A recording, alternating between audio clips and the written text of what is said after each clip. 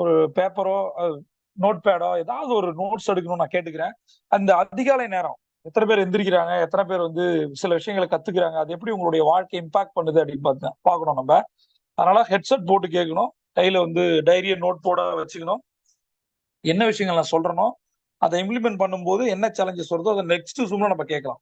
So இந்த golden அவர் அப்படின்ற விஷயம் எப்படி வந்தது, நம்ம என்ன பண்ணணும், இந்த பியூட்டிஃபுல் கான்செப்ட் பின்னாடி என்ன இருக்கு அப்படின்னு பாத்தீங்கன்னா, பேசிக்கலா கோல்டன் ஒரு விஷயம் நம்மளுடைய தாட் ப்ராசஸ சரி பண்ண வந்த ஒரு விஷயம் அப்படின்னு நான் சொல்றேன். ஒரு தனிப்பட்ட மனுஷனோட வாழ்க்கை 100% நினைச்ச மாதிரி மாறணும் அப்படின்னா அதற்கு கோல்டன் அவரை தவிர வேற விஷயம் இல்லை அப்படின்னு நான் சொல்றேன். என் வாழ்க்கை கோல்டன் அவருக்கு முன்பு கோல்டன் அவருக்கு பின்பு ரெண்டா மாறிச்சு. கோல்டன் அவர் ஒரு விஷயம் இல்லை அப்படின்னா நான் இன்னைக்கு உயிரோட இல்லை. அப்ப நான் ரொம்ப ரொம்ப சீரியஸா இருக்கேன் இந்த கான்செப்ட் மேல.